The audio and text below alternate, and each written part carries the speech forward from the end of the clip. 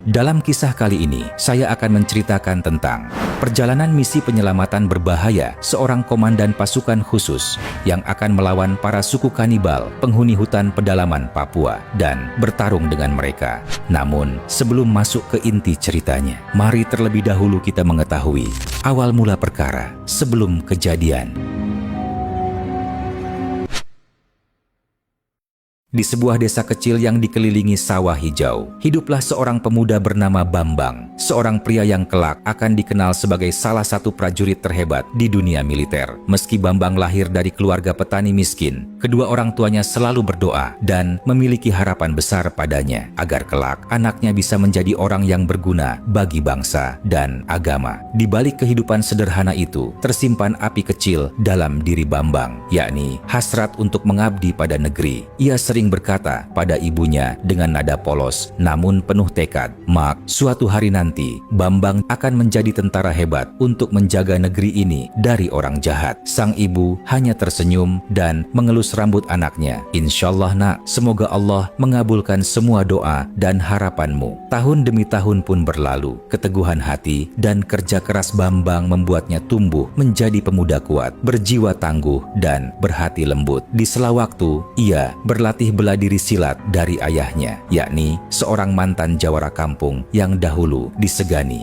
Dan dari sinilah Bambang mewarisi gerak lincah, kekuatan pukulan, dan yang terpenting, ilmu doa keselamatan. Di suatu ketika, saat usia Bambang genap 20 tahun, ia melihat sebuah peluang besar. Pemerintah pusat mengumumkan bahwa pendaftaran tentara dibuka di kota dan di kabupaten. Melihat kesempatan itu, Bambang berangkat dengan penuh semangat. Meski jarak pusat kota jauh, semua itu tak menyurutkan niat Bambang. Pagi itu, ia pun berjalan kaki sejauh belasan kilometer demi untuk mendaftarkan diri menjadi seorang tentara. Singkat cerita, Bambang pun diterima di barak pelatihan militer. Hari demi hari, ia pun menjalani pelatihan berat di tempat itu. Banyak yang gugur, banyak pula yang menyerah. Namun, tidak dengan Bambang. Ia berhasil bertahan meski tubuhnya ditempa oleh rasa sakit, kelelahan, dan kerinduan. Ia pun akhirnya berhasil diterima menjadi seorang tentara. Hingga sampai akhirnya, lencana merah menyala itu menempel di dadanya dan ia resmi menjadi anggota Kopassus, salah satu pasukan elit khusus kebanggaan Indonesia. Saat kabar itu sampai ke desanya, tangis haru pecah di rumah kecil itu. Namun kebahagiaan itu pula disertai dengan kesedihan yang dalam, sebab di hari itu juga Bambang langsung mendapatkan perintah, yakni sebuah tugas di luar kota Nan, jauh di timur sana. Maka berangkatlah Bambang meninggalkan desanya yang tenang menuju dunia keras yang menanti di luar sana. Singkat cerita, tahun demi tahun pun berlalu dan namanya kini mulai dikenal di kalangan militer. Sebab selama masa tugasnya, Bambang berhasil menyelesaikan puluhan misi berbahaya dari mulai pembebasan Sandera hingga operasi penyelamatan rahasia di berbagai wilayah Indonesia. Di suatu pagi, di markas besar militer pusat, Bambang menerima sebuah misi baru. Surat misi itu berisi sebuah tugas penyelamatan tentang sekelompok peneliti kemanusiaan yang tiba-tiba menghilang di pedalaman hutan Papua. Sebuah wilayah yang dikenal sangat berbahaya, yang konon dihuni oleh suku kanibal. Tidak ada pasukan lain yang memiliki pengalaman seperti itu selain Komandan Bambang. Maka di hari itu, sang Komandan Bambang pun memimpin beberapa pasukan khusus untuk menjalankan misi berbahaya tersebut. Dan dalam misi kali inilah ujian besar seakan membuka jalan untuk mendatangi Bambang.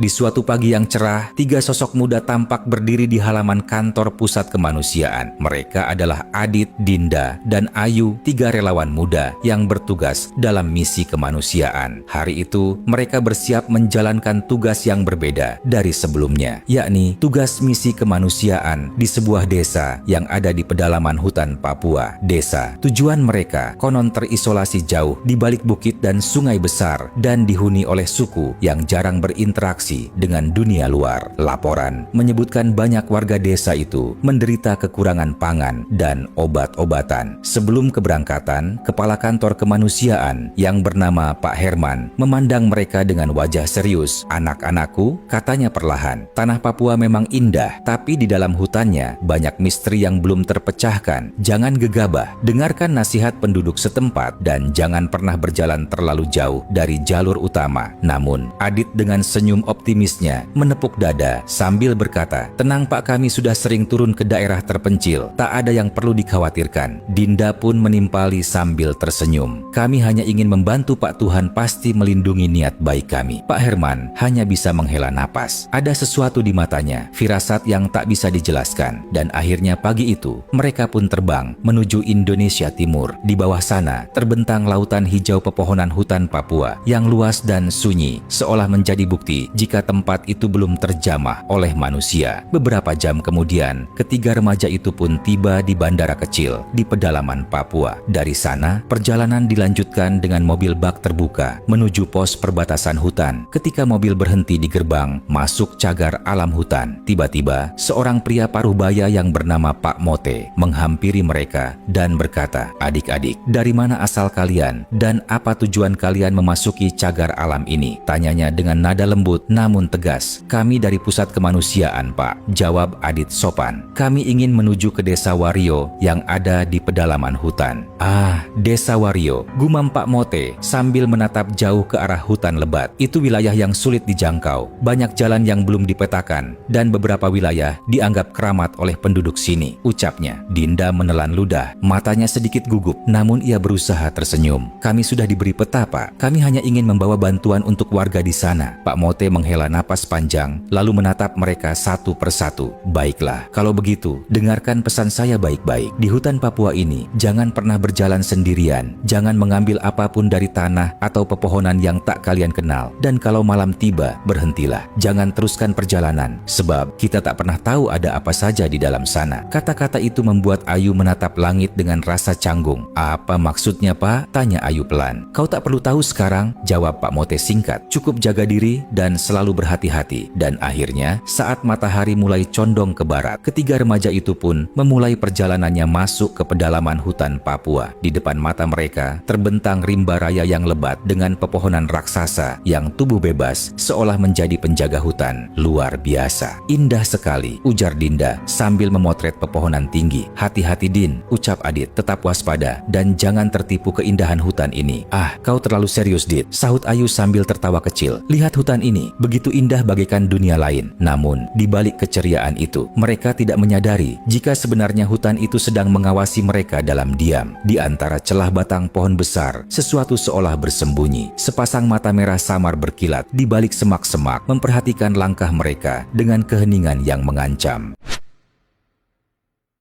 Hari itu, senja menurunkan tirainya perlahan di atas hutan Papua. Ketiga remaja itu masih berjalan menembus kegelapan yang mulai menyelimuti hutan. Adit berhenti di tengah jalan setapak yang samar. Ia menatap peta kertas yang mulai lusuh, kemudian ia berkata lirih, "Teman-teman, sepertinya kita tersesat," ucapnya. Ayu menatap sekeliling, melihat pepohonan yang sama tinggi dan lebat di segala arah. "Sabar, Dit. Mungkin sebentar lagi kita sampai jalan ini pasti mengarah ke desa yang kita cari," jawab Ayu. Namun, Dinda yang sedari tadi merasa tidak tenang, perlahan menghela napas panjang. "Kita sudah berjalan seharian dan hari pun sudah gelap. Mungkin lebih baik kita buat tenda saja di sini untuk beristirahat malam ini. Besok pagi baru kita lanjutkan perjalanannya," ucap Dinda. Adit mengangguk pelan. "Baiklah Din, kita istirahat di sini malam ini." Mereka pun memilih sebidang tanah yang agak lapang di bawah pohon besar, lalu mendirikan dua tenda kecil. Api unggun dinyalakan menerangi wajah mereka yang terlihat lelah. Beberapa jam berlalu. Suasana hutan begitu sunyi hingga suara daun jatuh pun terdengar jelas. Namun, di balik keheningan itu ada sesuatu yang nampak tidak wajar. Dari balik gelapnya, pepohonan tampak bayang-bayang samar bergerak perlahan. Mata-mata merah berkilat dari kejauhan, menatap ke arah api unggun yang menyala kecil di tengah rimba. Ayu, yang duduk sambil menulis catatan di buku kecilnya, tiba-tiba berhenti. "Kalian dengar sesuatu?" tanyanya lirih.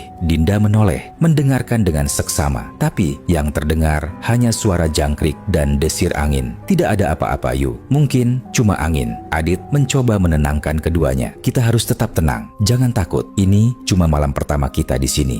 Saat malam semakin larut, ketiga remaja itu pun masuk ke tenda mereka masing-masing. Adit memeriksa senjata darurat kecil yang dibawanya. Dinda menggulung selimut dan Ayu mematikan lampu gantungnya. Beberapa saat berlalu, kejadian mengerikan pun terjadi. Tiba-tiba, tenda mereka berguncang keras, seperti diseruduk oleh sesuatu dari luar. Dinda menjerit kecil, "Adit, ada apa itu?" teriaknya. Namun, belum sempat Adit menjawab, bayangan besar melintas di depan tenda miliknya. Suara langkah berat terdengar mengitari mereka. Adit membuka resleting tenda perlahan. Ia melihat keluar, hanya gelap dan kabut tipis yang terlihat. Namun, ketika ia mengarahkan senternya ke arah kanan, ia melihat sesuatu yang melompat. Sebuah sosok hitam besar menerjang ke arahnya dan memukul tendanya hingga roboh. Semuanya terjadi begitu cepat. Adit mencoba memanggil rekan-rekannya. "Dinda, Ayu," teriaknya. Namun, jeritanya seakan tertelan oleh suara bising orang-orang yang berbicara dalam bahasa yang tidak dimengerti. Adit mencoba meraih pisau kecil di tasnya, tapi tangannya seperti lumpuh. Tubuhnya gemetar dan pandangannya mulai kabur. Apa yang terjadi? Makhluk apa itu? Pikirnya dalam hati, sebelum kepalanya terasa berat dan kesadarannya perlahan menghilang. Hingga akhirnya ketiga remaja itu pun tak sadarkan diri.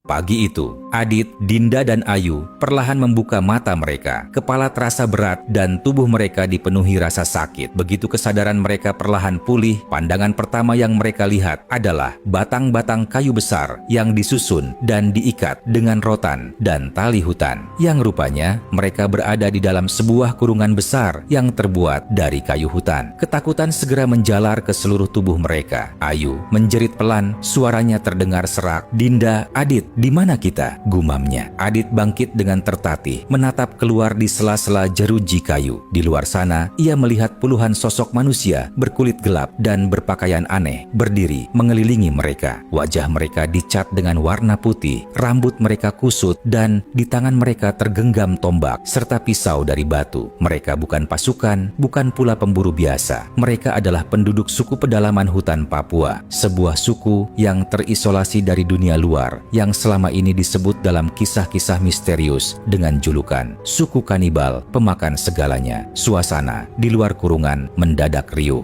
Tak lama, di antara kerumunan itu muncul sosok besar bertubuh kekar dengan kalung tulang tergantung di lehernya. Ia berjalan gagah di hadapan warga sukunya sambil mengangkat tombak ke atas dan berteriak lantang dalam bahasa mereka yang tidak dimengerti oleh ketiga remaja itu. Kemudian sang kepala suku warga itu mengangkat tangannya seakan memberi perintah kepada warga suku mereka. Beberapa pria suku itu segera menyalakan tungku api besar di tengah lapangan, dan warga lainnya menari-nari mengelilingi tungku api tersebut. "Ya Allah," bisik Dinda sambil menutup mulutnya. "Sepertinya mereka ingin menjadikan kita makanan." Ayu menangis terseduh sambil memeluk lututnya. Tubuhnya gemetar ketakutan. Adit menatap sekeliling, mencoba mencari jalan keluar, tapi naas, tak ada celah sedikit pun di dalam kurungan tersebut. Beberapa saat kemudian, saat para warga suku itu tengah menari di dekat api unggun, muncul seorang tetua suku. Rambutnya putih panjang menjuntai. Ia berjalan pelan ke arah kepala suku dan berbicara dengan bahasa mereka. Seketika, kerumunan itu hening. Sang tetua kemudian mengangkat tongkatnya dan menunjuk ke arah bulan yang masih terlihat samar di langit pagi. Lalu tetua itu berkata, yang jika kita artikan, isi katanya berbunyi seperti ini: "Waktu makan belum tiba. Mereka harus disimpan sampai malam bulan purnama. Kita harus menunggu 7 hari lagi atau roh hutan akan murka." Ucap tetua suku tersebut, para warga suku itu terdiam sesaat dan terlihat sang kepala suku menganggukkan kepalanya pelan, tanda jika mereka mengikuti arahan dari sang tetua suku kini, ketiga remaja itu pun akan dijaga dan diberi makan terlebih dahulu untuk menjaga mereka agar tetap sehat dan hidup hingga hari persembahan tiba. Tak lama, beberapa wanita suku itu pun datang membawa wadah berisi makanan, yang di dalamnya ada makanan yang membuat perut ketiga remaja itu mual. Makanan itu berisi ulat pohon kering, serangga panggang, dan cairan berwarna hitam pekat yang berbau tajam. Ketiga remaja itu dipaksa memakannya sambil diawasi oleh para prajurit suku tersebut. "Aku tidak bisa, aku tidak sanggup," bisik Ayu sambil menangis. "Kita harus makan itu," jawab Adit pelan. "Jika tidak, mereka akan mengira mengira kita menolaknya dan akan menyiksa kita semua. Dan dengan berat hati, mereka pun menelan makanan itu sedikit demi sedikit. Air mata Dinda menetes tanpa bisa ditahan. Dalam hati, mereka hanya bisa berdoa kepada Yang Maha Kuasa agar Tuhan segera mengirimkan pertolongan kepada mereka malam harinya. Ketika seluruh warga suku itu mulai tertidur, Adit memeriksa ransel kecil yang sempat disembunyikan di bawah pakaiannya. Ia mencari telepon satelit darurat miliknya yang ia simpan di dalam ransel tersebut. Dengan tangan gemetar, Adit menyalakan telepon satelit itu dan mencoba menghubungi markas militer terdekat. 3 kali percobaan gagal. Lalu, pada percobaan keempat, akhirnya ia berhasil terhubung dengan kantor militer terdekat. "Halo, dengan markas Angkatan Militer Indonesia. Siapa di sana?" Bunyi suara dari telepon satelit tersebut. Adit hampir tak bisa menahan tangisnya. Dengan suara yang gemetar, ia berkata, "Pak, tolong kami. Kami dari Lembaga Kemanusiaan Indonesia dalam misi perjalanan menuju desa terpencil di hutan Papua. Tapi kami ditangkap oleh suku aneh yang ada di pedalaman hutan Papua dan sekarang mereka mau memakan kami," ucap Adit. Suara dari telepon itu terdengar tegas namun menenangkan. "Tenang anak muda, kami mendengar suaramu.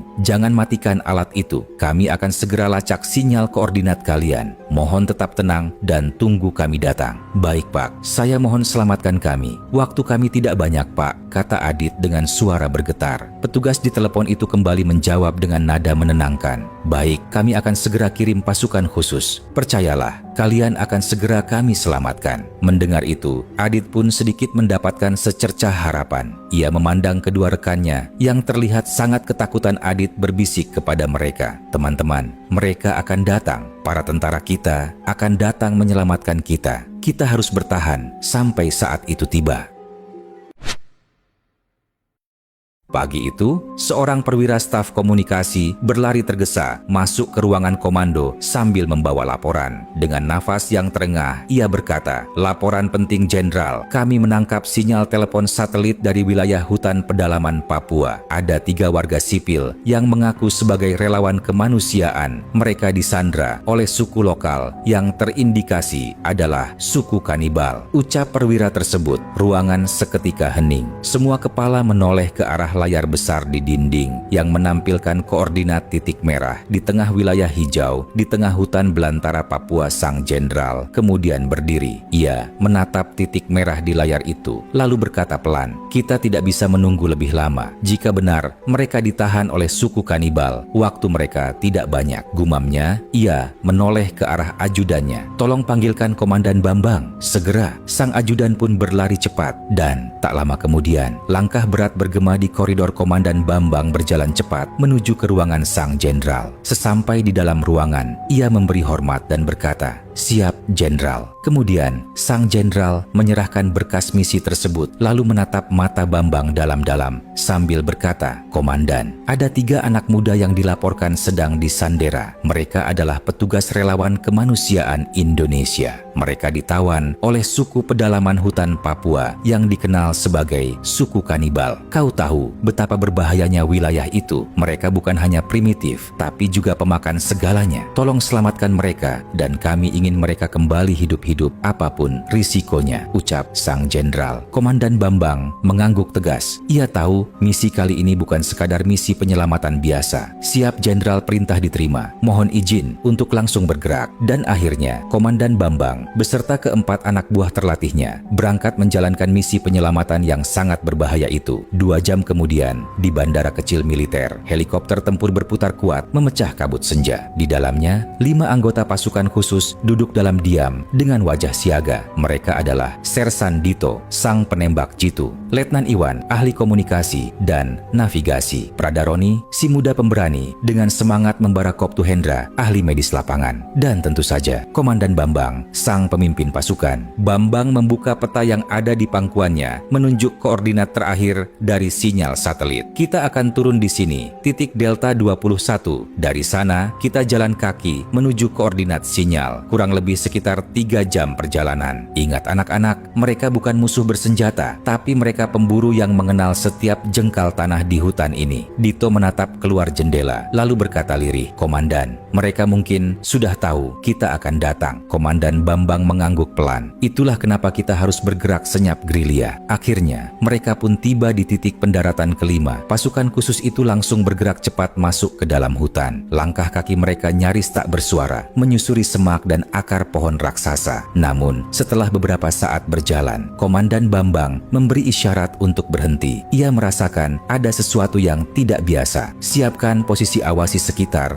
dan hati-hati dengan pijakan kaki kita," bisiknya. Dan benar saja, beberapa langkah kemudian, Roni hampir menginjak seutas tali yang melintang Komandan Bambang. Segera menahan langkah kaki Roni. Dan saat diperiksa, ternyata tali itu adalah sebuah perangkap tombak bambu yang biasa digunakan untuk memburu hewan di hutan. "Benar kata Dito," gumam Iwan. "Sepertinya mereka sudah tahu jika kita akan datang." Komandan Bambang menatap sekeliling sambil berkata, "Mulai sekarang, anggap hutan ini adalah musuh kita. Sebab setiap pohon yang ada di hutan ini bisa jadi mata mereka." Mereka pun melanjutkan perjalanan dengan lebih berhati-hati. Hingga tak terasa, matahari perlahan mulai tenggelam dan kegelapan mulai menyelimuti hutan. Di kejauhan, Bambang melihat asap hitam mengepul dari balik bukit kecil, tepat di arah yang sama. Dengan koordinat sinyal, tempat ketiga remaja itu berada. Komandan Bambang berhenti dan mengawasi tempat itu menggunakan teropong malamnya. Ia melihat pemukiman suku tersebut, gubuk-gubuk dari kayu, barisan obor bambu yang menyala, dan puluhan warga suku yang bergerak di sekitarnya. Di sudut lain, ia melihat sebuah kurungan besar dari kayu yang di dalamnya terdapat ketiga remaja tersebut. "Itu mereka, ketiga relawan itu masih hidup," ucap Bambang. Namun, sebelum mereka sempat menyusun rencana, terdengar suara seruling dan jerit teriakan dari arah belakang. Dito menoleh cepat. Bayang-bayang besar mulai bermuncul di antara pepohonan. Para warga suku kanibal itu telah mengetahui posisi mereka. Roni berkata kepada rekan-rekannya, "Komandan, sepertinya mereka sudah mengepung posisi kita," ucap Roni. Dengan cepat, Komandan Bambang menarik senjatanya dan memberi perintah kepada anak buahnya. "Semuanya bentuk formasi siaga dan jangan ada yang lengah."